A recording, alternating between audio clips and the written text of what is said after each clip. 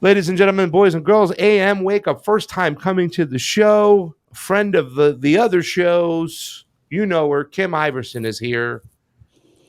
Hello.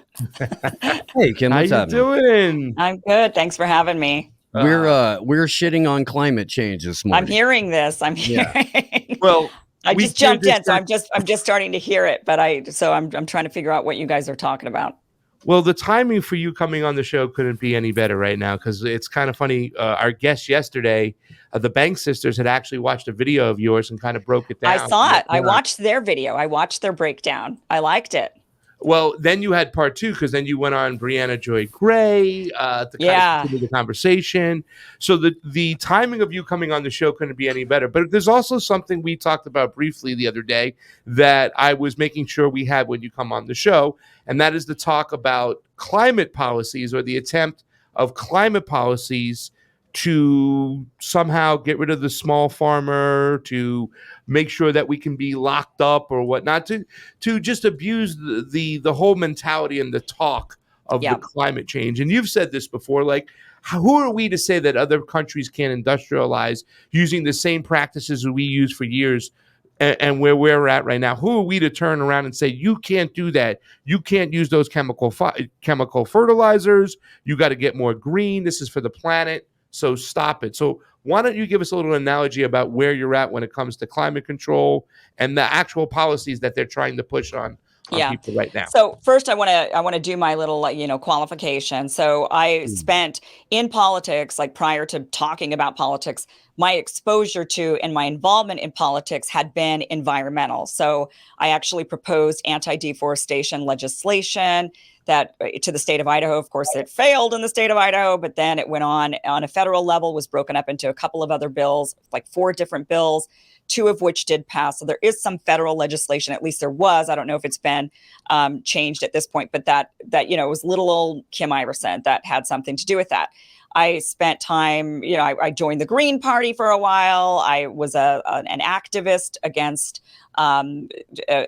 destroying some protected wild wetlands and whatnot. So I spent my time in politics focused on environmental stuff.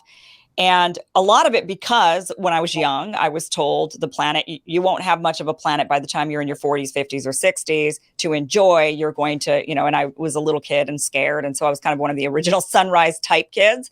I was 11 when I proposed that anti-deforestation legislation and then did environmental stuff up into my mid-20s.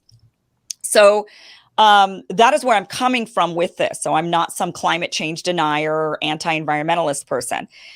But I will say that over time, what I think has been something we should be focused on, something that is important, has been weaponized now. And now there's all of these other people that say, wow, I can get in on this and this will fit my agenda. So if I go along with this thing, whether I believe it or not, it'll fit my agenda. So we're going to go ahead and promote it. And that could be anywhere from, big corporations that want to stifle competition. It could also be governments that want to keep certain countries down. So they're using it as sort of like a foreign policy mechanism in a way. So we're seeing it weaponized. And that is what's happening now, is that something that should be for the greater good, something that should be beneficial to everybody, is instead being used by we're the elite nations, right? We're now at a point where we're wealthy and we're doing well. And now we can say to the smaller nations, well, you better not, or else, because we're trying to solve, we're in a state of emergency. We've got a real climate crisis. And so you're not allowed to grow, because what happens when those countries grow and they get stronger and stronger, they don't need us, right? They don't need the United States. Maybe they instead decide to cozy up with our competitors like China or Russia or Iran, and they don't like that.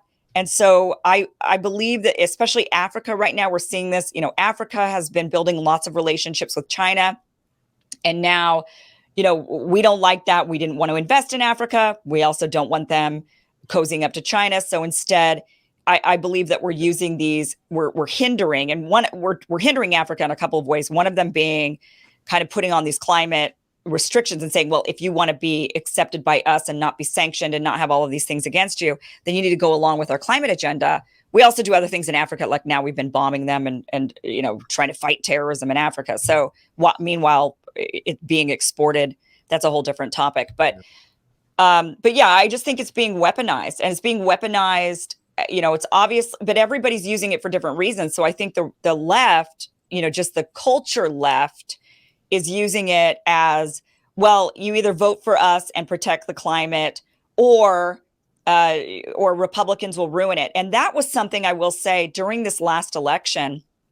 A lot of people who I think saw through a lot of other bullshit when it comes to other topics with what Democrats say. When it comes to other things, they're like, whatever, I don't, but then they would say, but I have to vote for them because of the climate. And that a lot of people during the 2020 election was like, yeah, but the climate.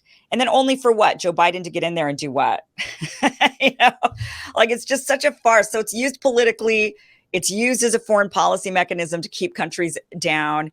It's used as a way to maybe siphon money, because we're forcing countries to put in money to fund, to funds to help fight climate change. And what is it, so we're just using this thing that we all should be focused on as a world, and instead weaponizing it. And yeah, I don't think it's our place as an industrialized nation that has already hit where we're at to go to another country and say, well, I know we're rich, but the way we got here was wrong. And so you can't do this. You're not allowed. So you have to stay poor. So how do we have a serious conversation about the climate, and whatnot? Because the deforestation, that's so important. We talked about it right now. What we're using just to wipe our asses is just, we have to cut down all these trees. That's a conversation. And I told you the other day, and I've said this before with Steve, is that I would ban fracking, because fracking pollutes our water, right? And that's can be sometimes like, all right, well, pasta, we need to get this oil, we need to drill and whatnot. And I'm not saying that drilling oil, if it's done safely, is bad, because we should be able to do it, but they're not acting safely. We have Robbie receipts, the Colonial Pipeline, one of the worst oil spills around. Gas. Don't confuse. The two separate things. That's gas. It's not the largest gasoline spill in American history at this point. They were still finding some of it. But it's and not that you shouldn't make a correlation, but that's not crude. It's not shit. It's not technically. But we do have plenty of crude oil spills too, as well. It's not. My bad, but 10% of them are Colonial pipelines, Colonials' fault. Yes. So how do we have a honest conversation about this when we have one side saying it's awful, it's bad, you can't do this, this is what they're trying to lock us down, and the other side says if we don't act right away, we're going to die, we won't be here? Yeah, I think that the way to do it is I would recommend not talking about banning things. I think that's where, because for some mentalities, so you have to kind of know the mentality of the conservative mind, right? Or just anybody really. When you say the word ban, it kind of triggers this response automatically. So then they don't really hear anything else of what was said. So I think that when the discussion goes to banning things, that is when people automatically put up a defense and say, I don't want to ban any, so I think a better approach is to encourage and to continue to incentivize and encourage positively. So right now what's happened with the climate discussion is it's turned very negative. So rather than it being about, do this because it's good for the, do like I'm trying to think of a good example, but like add solar panels to your house because it's going to cut your bills and it's good for the environment, right? Like it gives you all of these incentives to want to do this, rather we've swapped that for instead, like you have to do this or else you're a murderer and you're like the world's worst person. And that, I think that rhetoric shift, rather than keeping it positive, that we're banning, and now because you won't make, and the reason why you have to ban is because you don't believe, you don't have faith. It's sort of like mandates. You don't have faith that the person is going to make a good decision on their own if you give them the right information and the tools, right? So you don't trust your fellow man. So you want to ban them from doing XYZ thing or mandate that they do XYZ thing. So I would say that the way we do it is we change our rhetoric. Of course, in doing that, there's the danger, because the minute you start to soften and to say, I hear you, I hear your side, how about we do it this way? Then, of course, the radical left, I would say, comes after you and says, now you're a right winger. And so it just, and then it just kind of has morphed into this, now you're a far right Trump supporting, murderer, Nazi, Nazi, right? It goes haywire. The conversation goes haywire, and that turns people off even more, right? Then people really don't want to do what you're asking because they're just against you now as a person. So that's the way we have to shift it, is somehow get that radical, angry, and negative discussion and try to make it a positive conversation. The problem with that is that people have attached their whole personal being to an ideology. Right. And it has replaced where people would normally or have traditionally put a spiritual belief system. So it's become, in effect, a de facto spirituality. And when you're talking to somebody about their faith, and you're telling them that their faith is built on a house of cards or lies or misrepresentations, the natural impulse for that person is to lash out at you, recoil, go back into their faith circle so it can be reinforced by like-minded people, and then they can all laugh at you and how out of touch and what kind of a dinosaur or right winger or whatever you are. Yeah. I don't know a compassionate or a kind way to necessarily do that, but I also don't advocate angry ways. I do very much want to get your Ty. There's a clip in the doc called Weather Channel Owner. This is something that happened on CNN a couple of years ago, I think. But the gentleman who owns the Weather Channel went and talked to Brian Stelter about climate change. I would love to get your opinion about this, Kim. And then also, while we're here and we have you, as a recurring thing we do on the show, we had a discussion a couple of months ago about dementia recall, because we were talking about Joe Biden. And we were trying to figure out what our memory recall playlists were, because music has been proven to bring people to activate memories. Mm-hmm. So at some point before you leave, please let us know what your dementia memory recall playlist is, or a song or two from it. The song is really good. So, but let's take a look at this video real quick, and we'll discuss it after. Okay. Clear, Mr. Kenny's not a scientist. I am. He's the CEO of the Weather Channel now.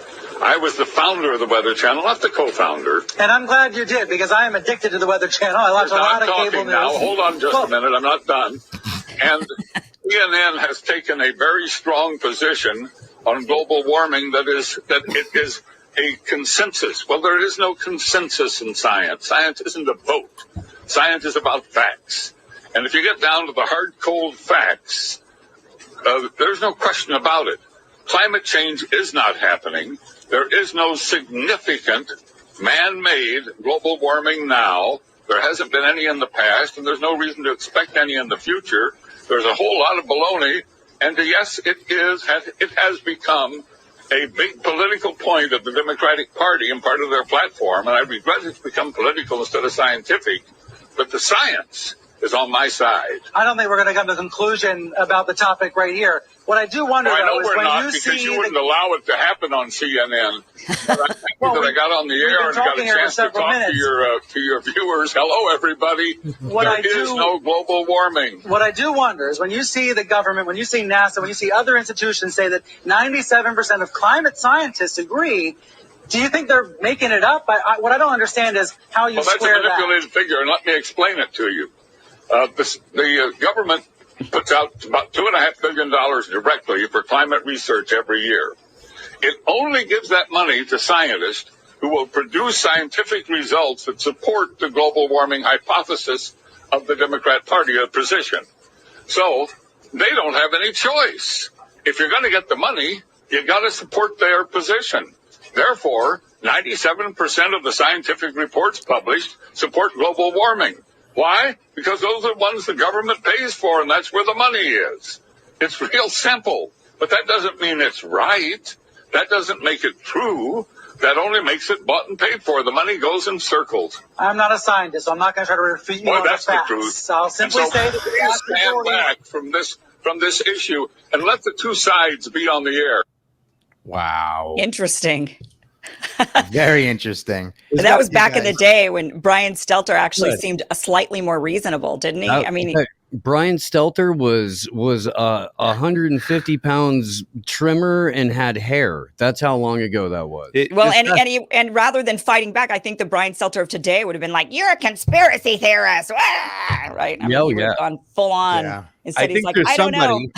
There's somebody in the CNN offices when that happened was like, "Can somebody get down there and have a talk with Stelter?" I mean, he just blew that whole situation right over there. He's just awful. But here's the thing: hearing it out of that guy's face, no one's going to believe it that doesn't want to believe it anyway. You know what I mean? Yeah. No one. I mean, look, I'm funny enough with Brian Stelter on this in a way. I am not a scientist, right? So all I can do is listen to the scientists, and I agree with the Weather Channel gentleman that the science is bought and paid for. That is something that should be exposed a lot more. I think is the dynamic between, we understand it in public normal discourse. We understand the influence of money on politics. We understand that. We talk about it a lot, right? But there doesn't seem to be that understanding of how that money also how it influences science and academics, because that money is also in both of those fields as well. And because people haven't looked at it as corporate capture. Right. And until it's framed as corporate capture, until people are putting it into that lens, it's always going to be either a hyper politicized issue or something that only conspiracy theorists talked about. But when we had Dr. Peter McCullough on the show and I presented it to him that way, like a light bulb went off in his head. And he was like, "Oh my God, you're right.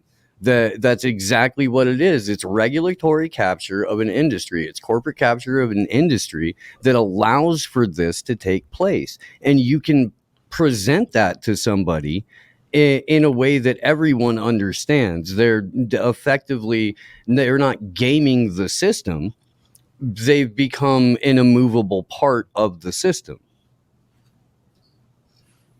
Yeah, and I would say it's not even just corporate capture. It's really just anywhere the money flows from. So like in science, in healthcare and medicine, we know Bill Gates, for example, has an enormous amount of a disproportionate amount of influence because of how much money he gives to various organizations. And so, and he has a variety of funnels to get the money there. So like in vaccine research, he has his Bill and Melinda Gates Foundation that funnels money, but he also funnels money to organizations that also funnel money. So the money's indirectly coming. Like, for example, Bill Gates funds heavily, is like the number one funder of Gavi, the Vaccine Alliance. Mm-hmm. And Gavi then funnels money to like the WHO. So it's Bill Gates funnels money to the WHO and Gavi funnels money to the WHO, but Gavi is getting their money from the Bill and Melinda Gates Foundation. So it's, he's got an enormous amount of influence. And so whatever he has personally decided is his agenda is what happens. Now, imagine if you flip the script and it was Jenny McCarthy was somehow extremely rich, right? And she was starting to give money to all of these organizations. Well, she has a viewpoint that she really believes in. And so a lot of those organizations would have to, if they want to keep the money flowing, right? If you want to keep the money flowing, then you've got to tailor your research and tailor your statements to what your donor wants. And but we all understand the donor is where the control comes from. And yeah, I mean, we've lost control because so many of our industries are funded by donors. And who are the donors? Are they corporations? Are they rich people? Are they, who are they? They're not us, we the American people. And that's what's got to change. It's got to be publicly funded. Things need to become more publicly funded. Yeah, man, when you have stuff like elections, though, they're publicly funded, but yet corporately run. It's where the contracts then go to as well. So it's like, damn, they even have that system kind of messed up too when it's funded by the public. There's no kind of about it. I mean, if you've got a whole arm of your government that acts as private industry to the face of the public, but then turns around, takes the public money, and then says, no, you have no access to what we do with our products.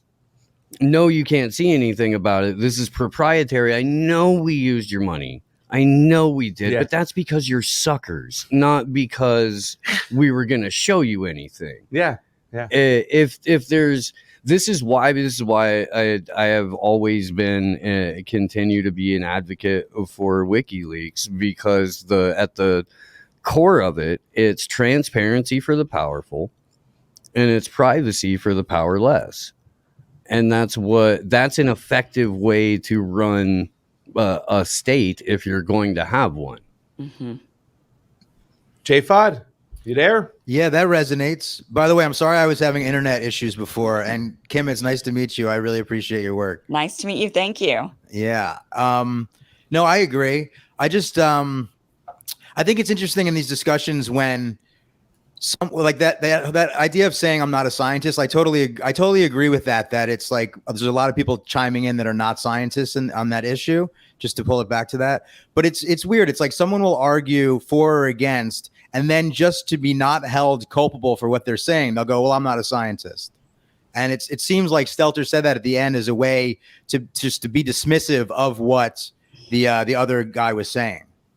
Well, and the other guy said, he started it off by saying, I am a scientist. That was his very first, like, this is what I do. I didn't buy the company. I co-founded it because it's my area. He said, I'm the founder, not the co-founder. Yeah. Whatever. Yeah. Went that I'm the founder. Made a point of distinction there. Yeah. But to that point, we have decades of research and decades of testimony and court transcripts, and we have the ability to see how this is played out without necessarily needing an advanced degree in a particular field of climate science. As researchers, we can take a look at all of the available data, put it together, and form a conclusion on it. It may not be exactly the right one, but it's definitely not being subsidized by an interested party. And I think that that's something that, you know, when it comes to talking to people about it, we can at least stand on. Yeah. Well, and I will say that when it comes to climate change, global warming, or whatever the term is of the day that we're using, I look at it very similarly to how I looked at the COVID virus. There's no stopping it. We can pretend like we can do something about it, like we humans. I mean, look, the Earth, what we know about the history of the Earth is that it has not maintained this particular climate throughout its entire existence. It's been really hot at times. It's been very, very cold at times. It's gone through numerous shifts, and that had nothing to do with humans or dinos or anybody being on the Earth. That was just the phases of the Earth for whatever reason. We know it goes through this. So we're currently in an ice age, technically, one of the big ice ages, and we are moving out of it like all previous other ice ages the Earth has gone through. There's no changing that. There's no way we humans are going to stop it. So to me, it's like, look, I knew from the beginning we were not going to stop the virus. We needed to come up with a better path of living with it, rather than telling everybody, no, we're going to stop it. We're going to do what we, and it just became radical and crazy, and we hindered people. And I view climate change in the same way. I don't think we're going to stop it. I think, of course, we could do what we can to have a better living environment, clean up and try to be as clean as possible. But I don't think there's any stopping this. So I would prefer if the conversations actually shifted a bit more about some of the bigger, rather than trying to prevent it, let's talk about what are we going to do now that we know now that it's happening. So we have areas that go through droughts and famines. And so maybe we need to have a bigger discussion about immigration, migration of humans. Where are people allowed to go? This whole, we've implemented borders and countries, and that's kind of a fairly new idea. And we've now prevented people from doing what humans have done since humans have existed, which is migrate to areas that are having better weather. And that was happening well before any sort of industrial age. People would move around because their area dried up, or their area flooded, or their area got hit by a hurricane. So they moved. Like that's what humans do. And So I think we should have a larger discussion where climate change, the discussion I would like to see it go is, how are we going to accommodate the people who are affected as this change happens to the earth? It's going to happen whether we like it or not. Well, I'm not a horticulturist, but I would like to have more conversations and get more knowledge and understanding of the whole chemical fertilizers we have talked about, how bad they could be or how helpful they can be. You know what I'm saying? I think that's an area of concern where I'd like to shift the conversations when we are talking about these things. That is it necessary? Can we find a different way? Are these things really harmful? But, you know, we've heard and we've looked into the whole situation when it comes to Sri Lanka. When they cut these chemical fertilizers, a lot of the production went down. A lot. And they had to really relift those bands up and stuff. Well, but I mean, to put it into this is a controlled demolition. If you've got the vast majority of your farmers that are using a specific type of fertilizer, and you wake up one morning and tell them, no, you can't do that anymore, they're going to experience significant disruption. Yes. Like, that's not, if you were to allow the conversations to take place beforehand, absolutely. If you were to give people some sort of leeway, absolutely, dude. But look, you can't look just at pull it the rug is no bueno. I get it. Right. What's going on in Sri Lanka right now? Not only has Victoria Nuland's fingerprints on it, it has her footprints on it because she was there a couple of months ago. She didn't bring cookies, though. It's a State Department thing because there wasn't enough crops for her to make them because they cut the fertilizer. Yeah. But I mean, and I understand what you're saying, but you also said, we talked about these things could be really bad, like Monsanto. Well, it's like Roundup. This shit is not good for us. I'm not advocating use of large scale liquid concentrated fertilizer. It's not great. There's got to be a happy medium, but the happy medium is smaller farms. It's not massive agriculture. Absolutely. It's not if we want a healthier country, if we want a healthier planet, yes, you have to think about what you're doing to your diet, but you've also got to get rid of the entire overarching structure of how Western medicine is run, where you only treat symptoms and you're only diagnosing pill after pill after pill after pill after pill. Well, and it's got to be looked at like, look, I think if people had education about what certain things will do to you, like if you're using modified food or pesticides or certain fertilizers, when people learn about the effects of what that might do to their bodies, then people will start to revolt and say, hey, I don't want to buy that. I don't want to eat food that was grown in that way, right? So there's a natural, when we give people information, so I'm a big proponent of just give information. If we give people information, they will start to make a different decision. But that is a very first world problem to be able to make that kind of decision where I can say, you know, I can go to the grocery store, and if I want to fill my cart with only organic, I have the ability to do that because I'm a first world girl, right? Like but if you're somebody living in a poor place and you hear that the chemicals are bad and you understand that what it's, may or may not do to you, but it's the only food you've got, you're going to eat that food. I mean, you're going to prioritize, well, I have to eat. So when they come around and they say, no, you don't have to eat, actually, apparently, we're banning this thing because it's bad. That is where this first world mentality kind of comes. Like, for example, I went to Mexico for my honeymoon last month. And when I was there, we were in this beautiful little town, and there was just litter everywhere, like just on the side of the road. You could tell people are driving and they're just throwing their Coke cans out the window and their trash out the window.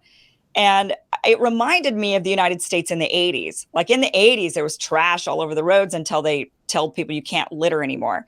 But the reason why Americans could get to the point where we didn't worry about litter was because we weren't worrying about the other things that Mexicans right now have to worry about, right? They've got bigger fish to fry than litter on the side of the roads. So you can only ask people to do, like people will start to worry about little things. Like now here in LA, it's like, okay, now we have, they have all these different little rules and whatnot. It's because people have the luxury. They have nothing else to worry about. They're not really worrying about what they're going to eat and how they're going to get their next meal. They're not really worrying about things that people in Mexico, for example, or even poorer countries in Mexico, what they're worrying about. So they have the time because people are naturally worriers. It's part of our genetic makeup.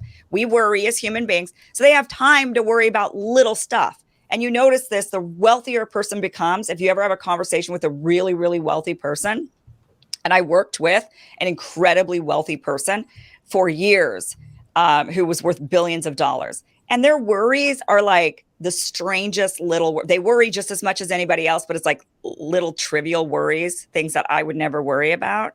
Yeah. So the wealthier you get, the more trivial your worries are to other people. So, that's why I think the climate agenda is hurting these really poor communities they're like, I'm not worried about Monsanto right now and like what that's going to do to me. I got other things to worry about.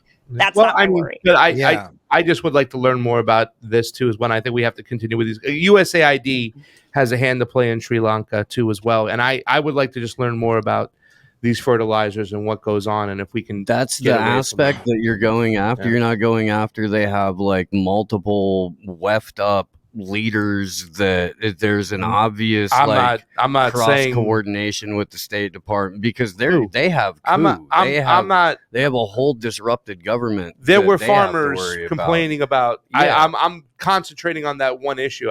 We understand that there's a lot more going on in Sri Lanka, and why there's a collapse. I mean, I think the biggest thing for them was going along with playing the sanctions game and cutting their nose to spite their face. Are we starting a new business venture where we're going to sell fertilizer to Sri Lankan farmers through the? So their alternative was to, one of the issues is like, and this is why it looked more like a corporate, the desire for bigger farms to come along and absorb the small farms, was because one of the ways to get around using the chemical fertilizers, you've got to get the nitrogen into the soil somehow. And one of the healthier way to do it is to plant like legumes, beans, basically. And beans will actually put the nitrogen into the soil, but you've got to use like a third to a quarter of your land just for that in order to get that done. And these small farmers can't give up a quarter to a third of their farmland. They need that farmland. So that is where the issue comes in for Netherlands. It's the same sort of issue. And for Sri Lanka, is that the small farmers in particular are at a disadvantage because they don't have enough acreage to accommodate for that sort of change in how to get the nitrogen into the soil. So the big farms can come along and absorb those farms. Exactly. On top of that, the small farmers have to make certain demands of what they can grow, so they can't dedicate a whole season or 2 seasons to crop rotation to where the beans would then decompose and naturally bring up the nitrogen content in the soil. So they can't dedicate the available land to do it seasonally. They don't have enough land to do a full crop rotation, to do a full soil kind of rebuild. Yeah. And so they're everywhere they go on it, they're handicapped. Yeah. It is a quagmire. I just want to continue to learn more about it. Yeah. Let's we have about 18 native Hoosiers. Native Hoosier, Mr. Indiana himself. Let's just one thing I wanted to say as we were talking about the environment. I think it's just important that we don't conflate climate with environmental degradation, because issues with chemicals in soil is not a climate change issue. That's environmental degradation.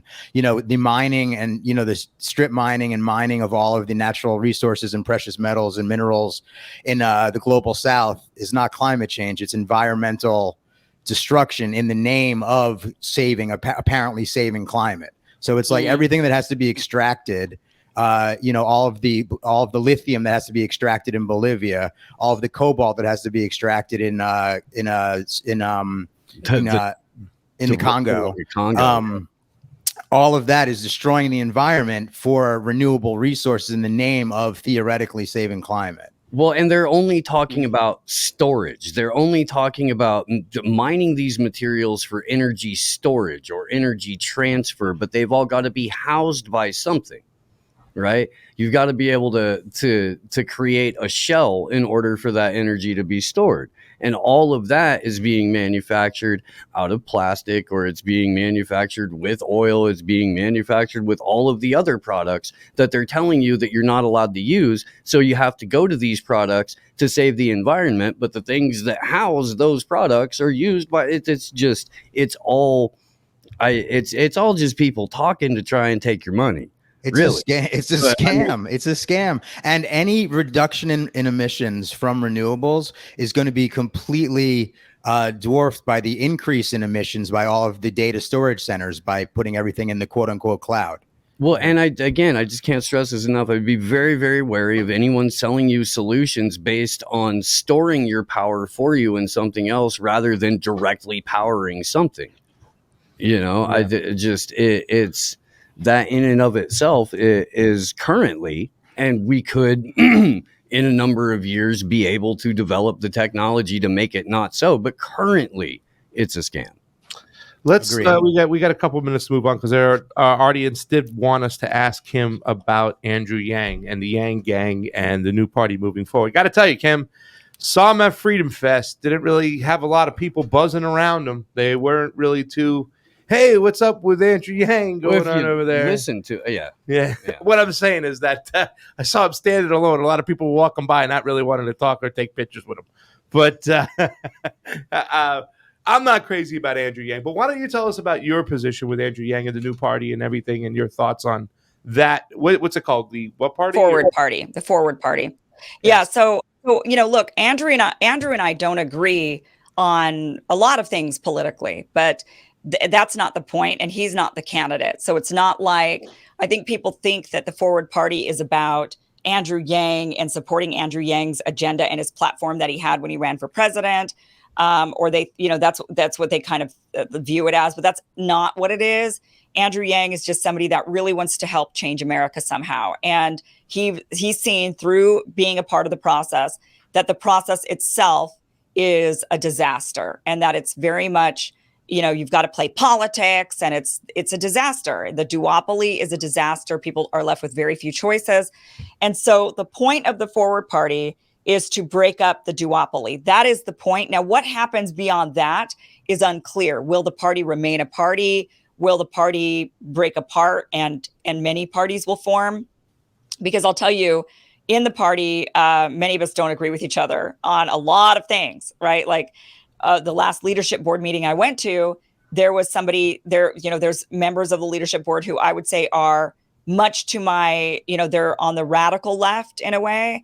And then there's some that were really on the right, and nobody, a lot of people don't agree with each other inside the Forward Party. But what we all agree on, and the whole point, is to break up the duopoly, to get in there and to enact measures that actually allow for voting. So really the party focuses on voting.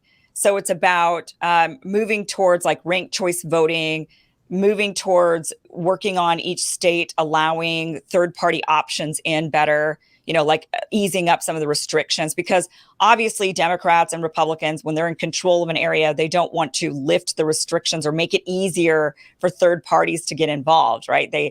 They're always against that. So Forward Party, in a way, so the party is going to be backing candidates that are running on different parties. So it's more, I would say it's like a caucus, almost like a blend between a caucus and a party. So with the agenda, a very clear agenda, and that is to change the voting system so that there's more than two choices, so that when people go vote, they don't feel like, well, I can't vote for Tulsi Gabbard or for Andrew Yang or whoever because I want my vote to count. So it's ending that. And because Andrew Yang, why he's good at this is because he did experience it firsthand, and he was one of the underdogs in the Democratic primary where he got shafted a lot.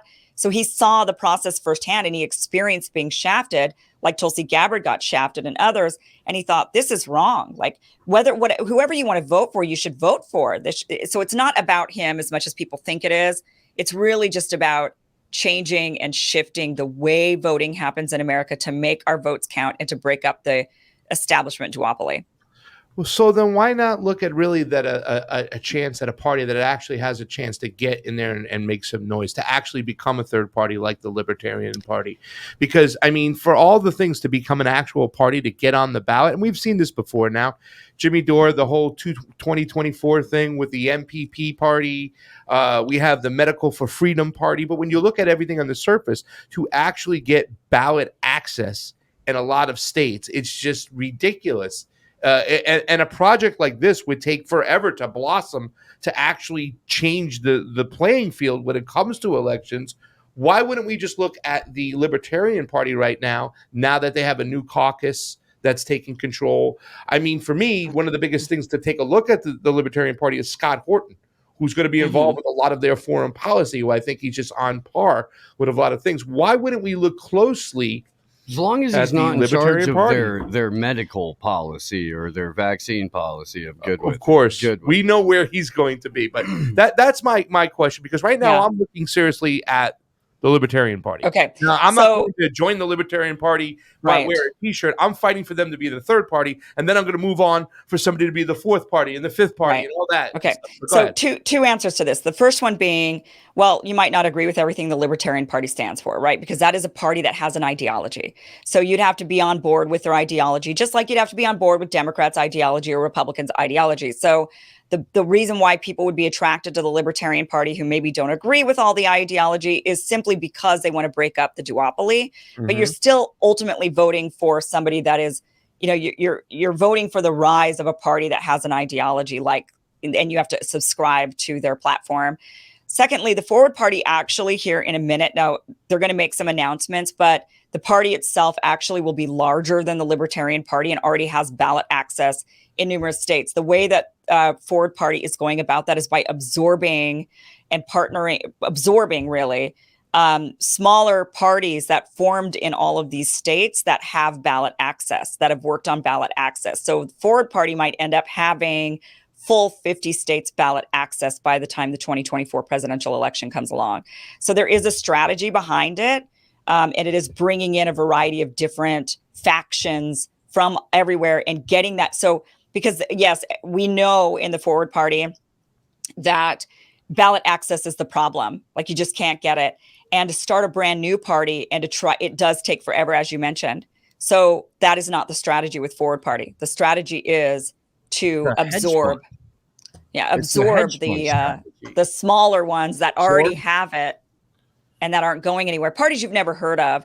Turns out, and that's what I've learned by being a part of the Forward Party, there's a lot of parties out there.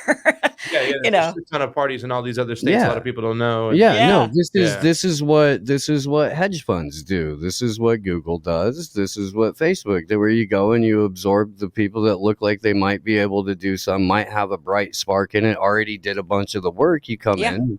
And then you give them a bigger power, more power and more platform and more money. And then that's what happens. So a lot of these organizations that are being swallowed up by Forward Party are joining happily in a good way for them.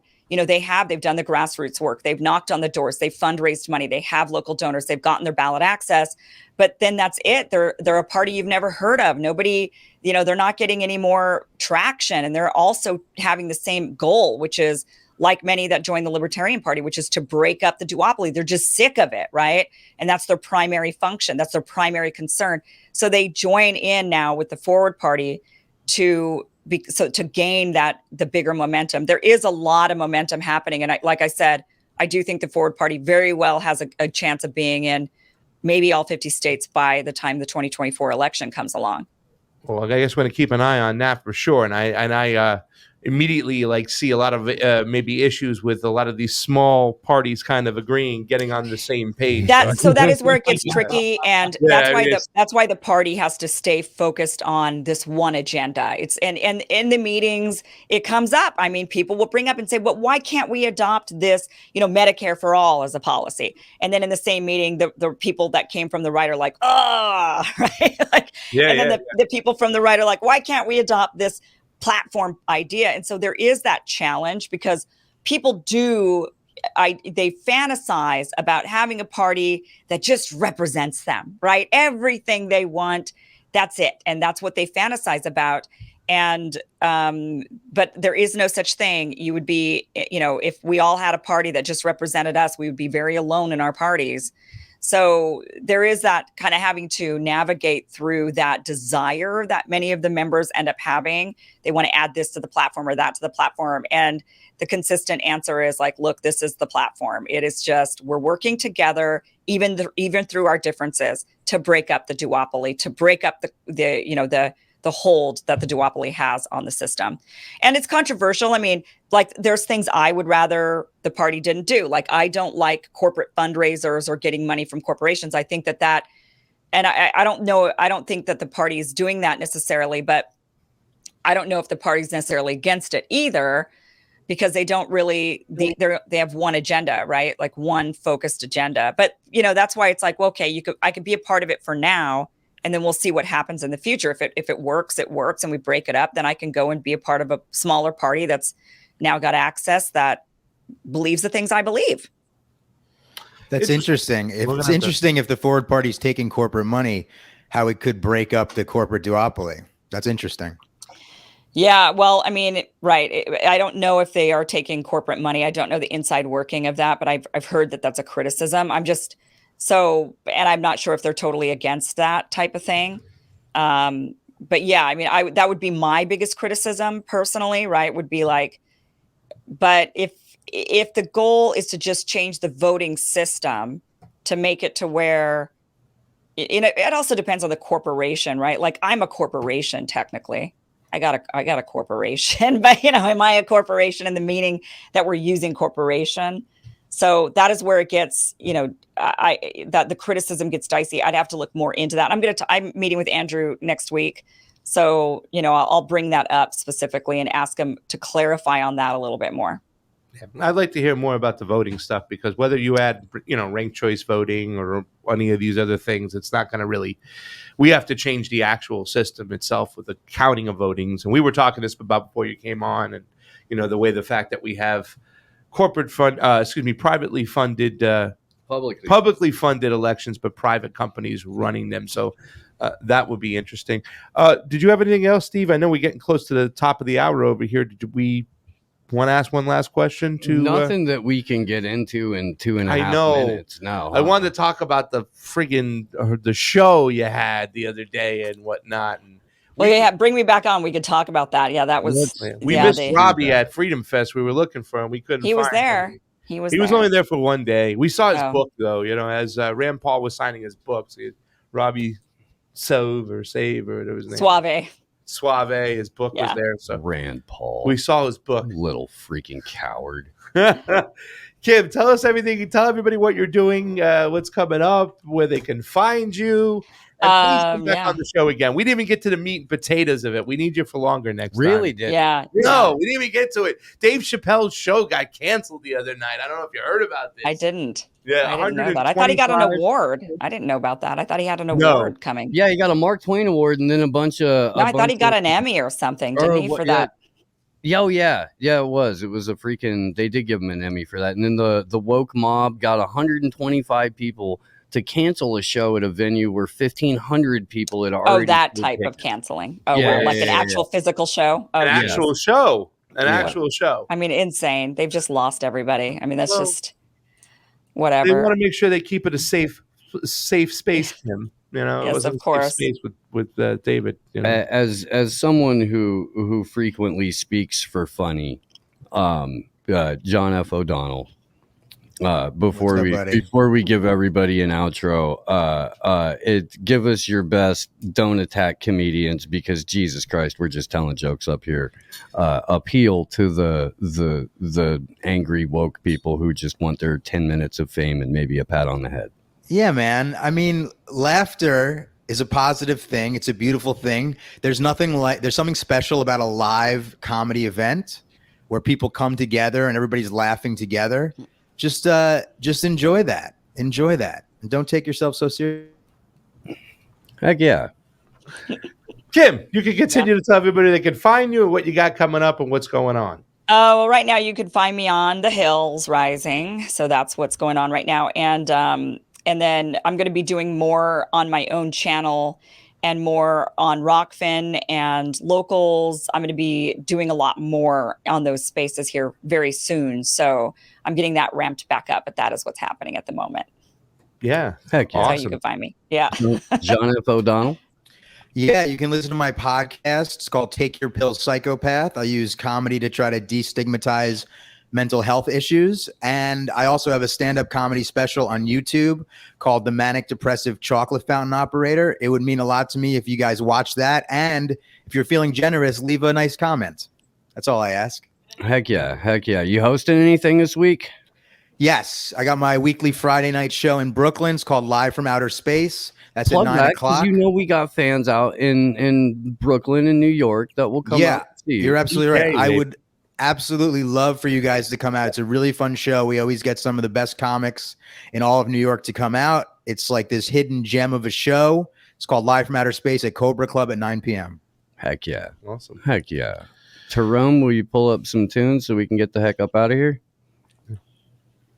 No combo couch today, of course. Tomorrow we'll be back. Garland Nixon will be in the house. Nixon, he's great. Show. I love Garland Nixon. Oh, I'll be on Critical Hour in about an hour and a half. So you'll be with Garland, and an hour will be with Garland tomorrow. A lot of Garland, and he's. I'm going to have him on my show. Tell him remind him I'm going to have him on my show at some point. I will. I'll be talking to him in about an hour. Definitely.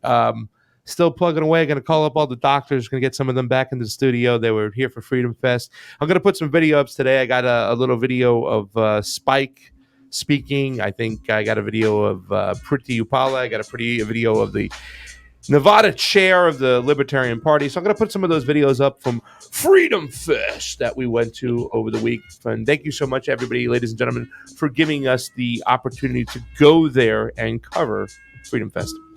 I had a great chat with Gordon Dimick yesterday. That's available on his platforms. Go check that out. Gordon, fantastic human being. Looks like I may do a couple of minutes with Misty and TNT Radio here after the Critical Hour with Garland Nixon. Thank you, Kim Iversen, John F. O'Donnell. Make sure that you're hanging out tomorrow. I'll have a fantastic show for you. Next week, Eliza Blue is going to be on the program with us for the first of many conversations. Really looking forward to that. Met her at Freedom Fest, and that is one of the most incredible and amazing women I have ever had the privilege of sharing a room with. She's fantastic. That'll do it, you guys. Did we have anything that came in late? Let me check. 250 people today. That's really awesome, guys. Let's get it up to 300. Tell your motherfucking friends. Tell your friends about AM Wake Up Monday through Friday, 7 a.m. to 10 a.m. I believe we have a couple Super Rays in the tank. Thomas Hutchison, thank you very much. Kevin Shapiro, watch me calmly destroy with facts and logic this sleeve of Oreo cookies in this whole glass of milk. I'm supposed to read that a little bit angrier, but I'm not there yet. Lots of caps to accentuate it. Lord Bobo, thank you very much. To understand the problem with politics in the USA, one must internalize the give a monkey money experiment with the sex addict episode of South Park. You're absolutely correct. You are. Right, safe and effective. You guys, we love you. We'll see you soon. Good luck to us all. Thank you, Kim and J Fod. We love you. Thank you. Thank you. Bye.